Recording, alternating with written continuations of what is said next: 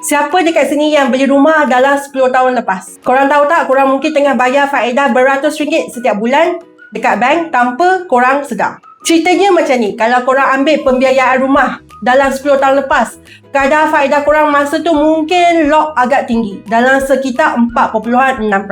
Tapi korang sedar tak, kalau korang semak kadar faedah sekarang, korang sebenarnya boleh dapat serendah 3.6% sahaja. Masalahnya, bank dia takkan tiba-tiba call atau mesej bagi tahu, Sekarang dah murah, nak kami turunkan tak? memang taklah begitu.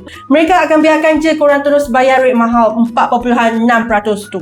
Atas kertas, beza 1% nampak macam sikit. Tapi dalam dunia pinjaman, 1% tu sebenarnya nilai yang sangat besar. Biar Melissa buat kira-kira sikit. Katakan baki loan rumah korang sekarang adalah RM500,000.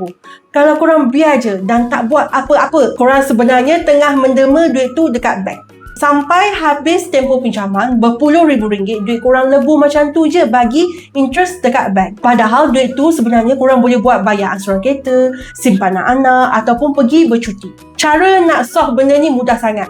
Pindahkan loan lama korang yang mahal tu ke bank baru yang bagi faedah yang lebih rendah, yang 3.6% tu. Bayangkan untuk baki RM500,000 tadi, komitmen bulanan korang boleh jimat lebih kurang RM280 sebulan. Dan kalau kita kira sampai habis tempoh pinjaman, korang sebenarnya jimat total interest yang boleh beli sebuah kereta. Balik rumah ni, cuba korang review balik pinjaman lama dan semak berapa interest rate loan rumah korang sekarang. Kalau rasa mahal, cuba DM dan komen kat bawah. Nanti Melissa boleh bantu semakkan.